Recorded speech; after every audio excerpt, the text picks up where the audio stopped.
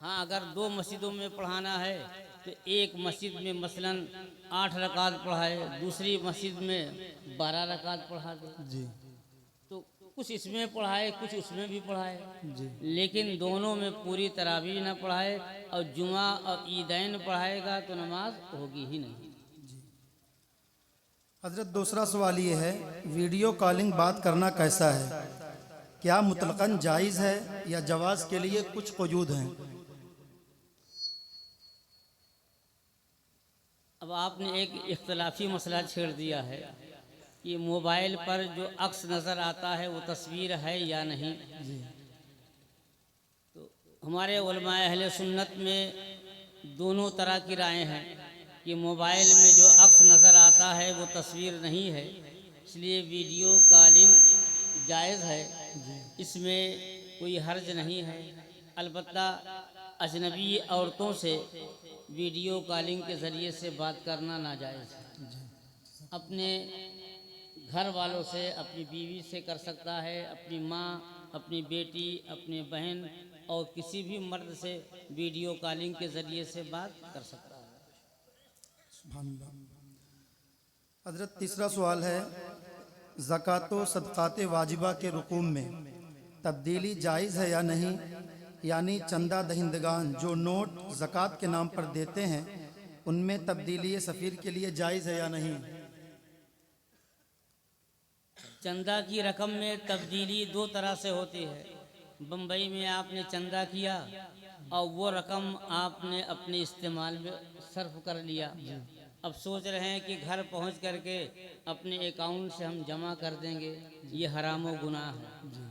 चंदा वसूलने वाले अमानतदार होते हैं, तो अमीन को खयानत करने की इजाज़त नहीं, ये तो अमानत में खयानत है। दूसरे वो ज़कात फितरे की रकम है, उसे अपने इस्तेमाल में लाना भी जायज़ नहीं है। और तब्दील की एक दूसरी सूरत यह है कि आपको 10-10, 5-5, 20-20 का नोट मिला है, कई हज़ार चंदा हो गया। अब 10-20 का नोट कई हज़ार लेकर आना, ट्रेन का सफ़र करना, ये इस ज़माने में बहुत मुश्किल है। रकम के ज़ाय हो जाने का अंदेशा है और अपनी जान के लिए भी ख़तरात हैं। तो अगर इन फुटकर रुपयों को 500 रुपये में तब्दील कर लें तो ये रुपए रखने में आसानी भी हो जाएंगे, तो ये तब्दील करना जायज़ है। एक सूरत ये भी है कि किसी ने आपको 100 रुपया चंदा दिया और चंदा देने वाले ने 500 का नोट दिया, तो जाहिर है कि 100 रुपया लेंगे, 400 वापस करना होगा, तो ये तब्दील भी क्या है, जायज़ है। हाँ, अपने इस्तेमाल में खर्च करना ये जायज़ नहीं है। और छोटे नोट को बड़े नोट से तब्दील करना ये भी जायज़। या आप बम्बई में या जहाँ कहीं भी चंदा वसूलें, वहाँ बैंक में डाल दें और आपके मदरसे के अकाउंट में रकम आ जाए। जाहिर है कि जो रुपया आप उस बैंक में जमा करेंगे ब्याज नहीं, वही रुपया तो नहीं आएगा, तो ये भी तब्दील की सूरत है, लेकिन ये सूरत भी जायज़ है। सुभान अल्लाह। सवाल नंबर 4 जो है, हजरत मदारिस के सुफरा जो चंदा के लिए जाते हैं वो आमिलीन के ज़ुमरे में आते हैं या नहीं? वजह क्या है? आमिल जो होते हैं उसे बादशाह इस्लाम चंदा वसूलने के लिए मुकर्रर करते थे।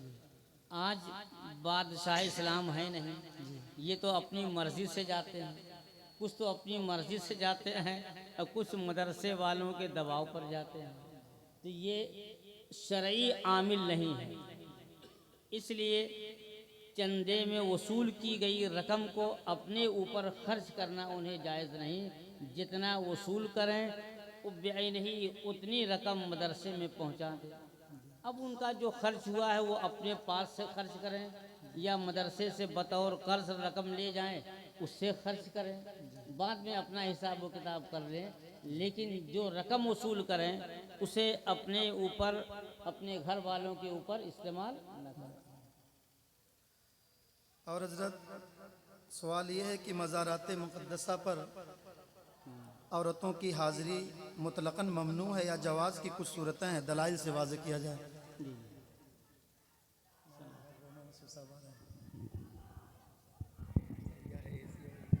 नारे तकबीर, नारे रिसालत, नारे रिसालत। उलमाए अहले सुन्नत, उलमाए अहले सुन्नत तालीमी बेदारी कॉन्फ्रेंस हजरत अल्लामा मसूद अहमद साहब की बला बरकाती, हजरत अल्लामा मसूद अहमद साहब की बला बरकाती, मसलके आला हजरत फैजान हुजूर हाफिज़े मिल्लत, नारे तकबीर।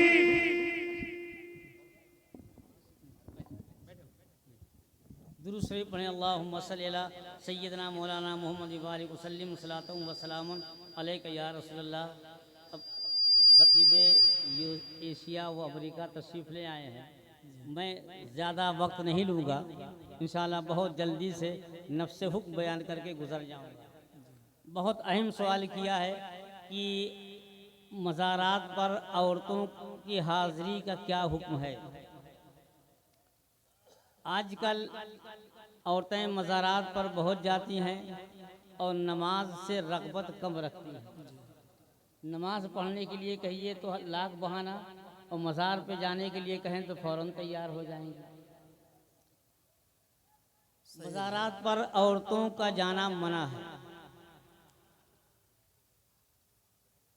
मज़ार पर जाना एक मुस्तहब काम है। जैसे मर्दों की हाज़िरी मज़ार पर एक मुस्तहब है, कोई फ़र्ज़ या वाजिब नहीं है।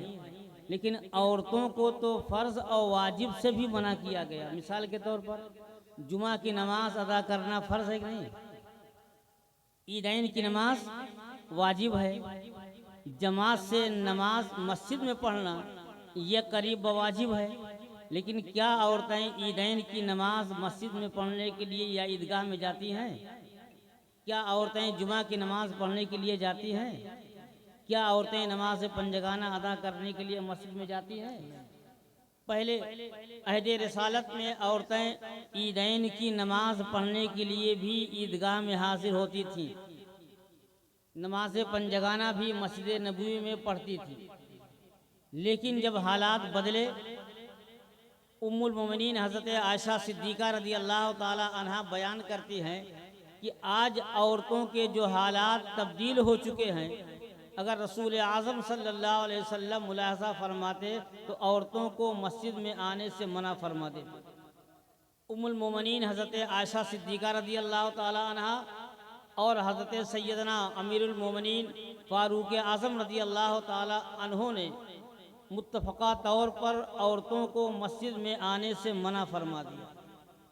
जब जमात से नमाज पढ़ने से औरतों को मना फरमा दिया गया, ईदैन की नमाज पढ़ने से औरतों को मना फरमा दिया गया, जुमा की नमाज पढ़ने से औरतों को मना कर दिया गया जो फ़र्ज़ और वाजिब है, तो मज़ार पर जाना एक मुस्तहब अमर है। आज आप देखें कि औरतों के अंदर कितनी तब्दीली आ गई है। मज़ारात पर कितनी बेपर्दगी का मुजाहरा हो रहा है। तो क्या मज़ार पर जाने की औरतों को इजाज़त दी जाएगी? हरगिज़ नहीं। आला हज़रत इमाम अहले सुन्नत मुजद्दिदे दीन व मिल्लत इमाम अहमद रज़ा क़ुद्दसा सिर्रहू इस मौजू पर बहुत सख्त फतवा इरशाद फरमाते हैं। इसलिए आला हज़रत के मानने वाले अपनी औरतों को मज़ारात पर न ले जाएं। अक़ीदत है, अक़ीदत रखनी भी चाहिए, तो घर ही से इसाले सवाब करें। इंशाअल्लाह घर ही से बुज़ुर्गों का फैज़ उन्हें मिलेगा। एक मुसलमान औरत के ऊपर शरीयत के हुक्म की पाबंदी लाजिम है। अक़ीदत और शरीयत में मुक़द्दम क्या है? शरीयत। अक़ीदत है, हम नहीं कहते बुज़ुर्गों से अक़ीदत ना करो, अक़ीदत रखो, लेकिन बुज़ुर्गों ही की तो तालीमात है कि शरीयत पर अमल करो। तो शरीयत पर अमल करके घर में नमाज पढ़ें, तिलावत करें और बुज़ुर्गान दीन के नाम इसाले सवाब करते रहें। इंशाअल्लाह यहीं से उनको फैज़ मिलता रहे। हज़रत एक सवाल है, अगर कोई अपनी बीवी को मोबाइल फ़ोन पर तलाक दे या व्हाट्सएप के ज़रिए मैसेज के ज़रिए से तलाक दे तो ये तलाक वाक़ई होगी या नहीं? तलाक चाहे ज़बान से दें या लिख कर दें, मोबाइल से दें, ये ज़बान से देने की सूरत है, और व्हाट्सएप पर मैसेज लिख कर दें, ये तहरीर की सूरत है। हदीस में अल कलमो इहदल लिसानैन, जो ज़बान से जो हुक्म है वही तहरीर का भी हुक्म है। तो ज़बान से दें, ख़त लिख कर दें। आज नया तरीका ईजाद हो गया है कि व्हाट्सएप पर मैसेज करना, बहर सूरत तलाक वाक़ हो जाएगी। और हजरत मौजूदा वक्त में बहुत तेज़ी के साथ औरतें आर्टिफिशियल जेवरात पहनती हैं, इनका क्या हुक्म शरई है? आर्टिफिशियल का मतलब होता है सोने चांदी के अलावा लोहा, तांबा, पीतल, रोल गोल्ड और जो धात होती हैं इनके जेवरात। औरतों के लिए सोना और चांदी ये दो धात हैं कि जिनके जेवरात जायज़ हैं। और सोने और चांदी के अलावा ये लोहा, पीतल, तांबा वगैरह के जेवरात जायज़ नहीं हैं। और जब इनका पहनना जायज़ नहीं है तो इन्हें पहनकर नमाज पढ़ना भी मकरूह, तहरीमी, वाजिबुल यादा है। इसलिए अपना शौक़ शरीयत के दायरे में पूरा करें। अल्लाह ने तौफीक दी है तो चांदी सोने के ज़ेवरात पहने, अगर नहीं है तो मत पहने, लेकिन नाजायज़ जेवर न पहने। और हजरत इस दौर में बड़ी तेज़ी के साथ यूट्यूब चैनल जो लोग बनाते हैं और हर कोई कहता है कि पेज को फॉलो करें, यूट्यूब को, हमारे चैनल को फॉलो करें, तो उसकी आमदनी का शरई हुक्म क्या है यूट्यूब की? अब यूट्यूब पर बहुत सारी चीज़ें लोड की जाती हैं। मसलन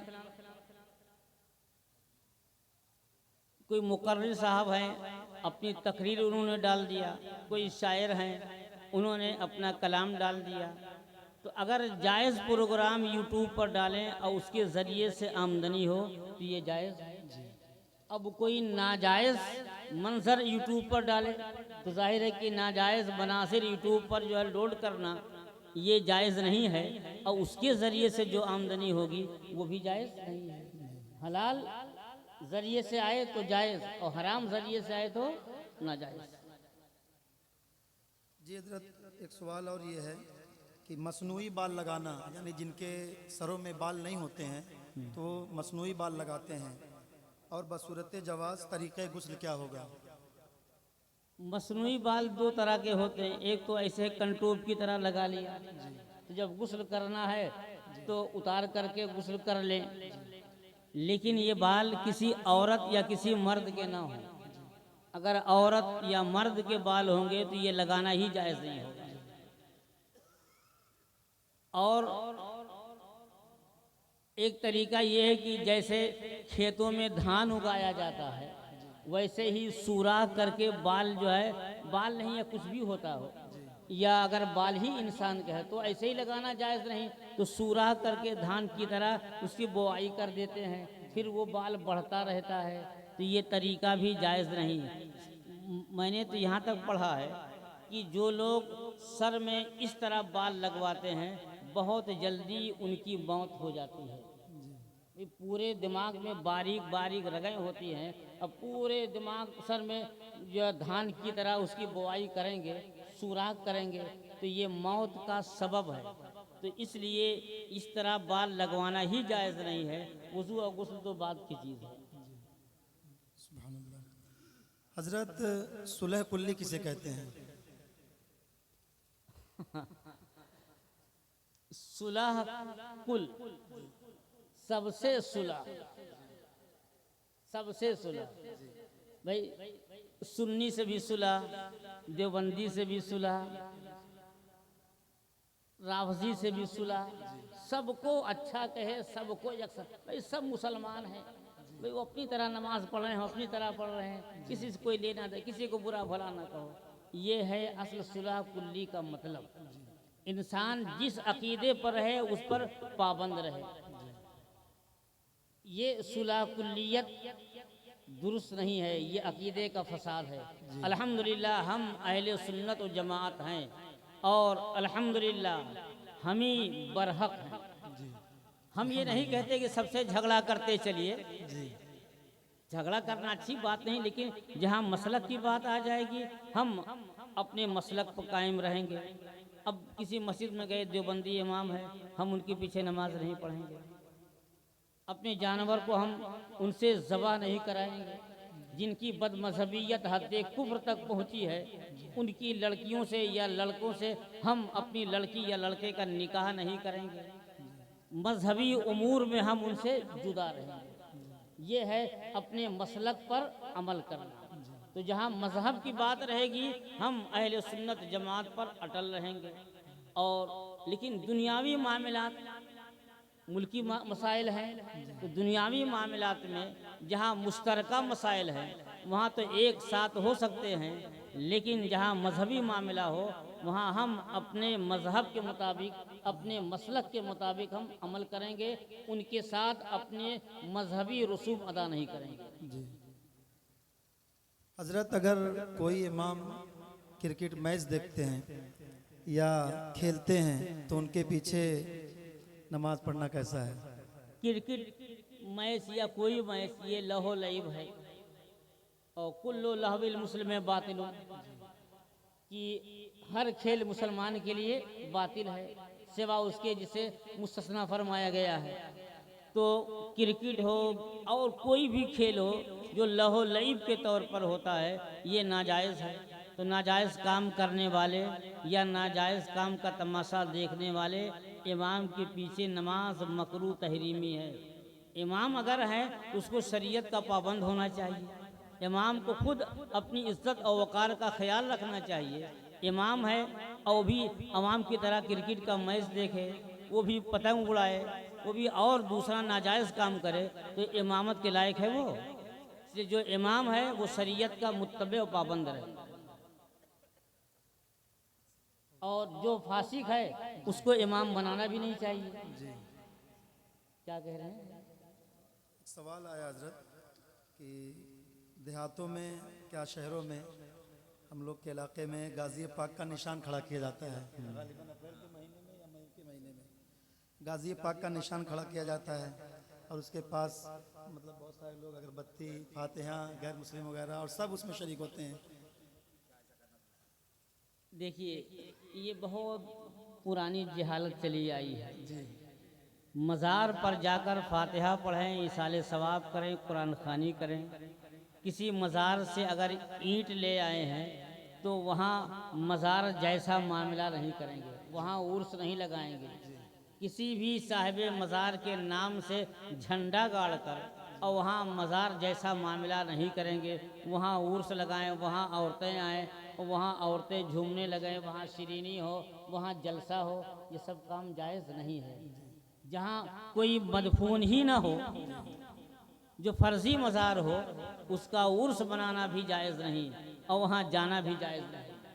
आला हज़रत कुद्दसा सिर्रहू ने एक हदीस नकल फरमाई है कि लानल्लाहु मन ज़ारल क़ुबूर बिला मन ज़ारल क़ब्र बिला मक़बूर, कि अल्लाह की लानत है ऐसे लोगों पर जो फर्जी कब्र की ज़ारत करे। इसलिए गाज़ी मियां रहमतुल्लाह अलैह या किसी बुज़ुर्ग के नाम का निशान हो, वहाँ उनके मज़ार जैसा मामला नहीं करना चाहिए। इन सब बातों से बचना चाहिए। हजरत, आखिरी सवाल है, नाक और कान छिदाने की असल शरीयत में क्या है? बहुत से मर्द भी कान छिदवाते हैं। अब ये औरतों में कहाँ से चला आया ये मसला? किताबुल जिहालत में भी नहीं मिलेगा कि एक बच्चा और बच्ची अगर इंतकाल कर गए तो उसके बाद जो बच्चा होता था उसका कान छेद देते थे ताकि ये बच्चा न मरे। अरे मौतो हयात तो अल्लाह ताला के दस्ते कुदरत में है। ये सब जिहालत है कि नहीं? तो बच्चियों का नाक या बच्चियों को कान छेदना ये जायज़ है, क्योंकि उसमें जेवर पहनाए जाते हैं और औरतों को जेवर पहनाना जायज़ है। तो ये जीनत के लिए औरतों को, बच्चियों को नाक छिदवाना, कान छिदवाना जायज़ है, और मर्दों के लिए ये औरतों से मुशाबहत की बुनियाद पर नाजायज़ व गुनाह है। ठीक है हज़रत, जज़ाकल्लाह खैर। अल्लाह ताला हमें और आप सबको मसाइल शरिया पर अमल करने की तौफीक अता फरमाए। अस्सलाम।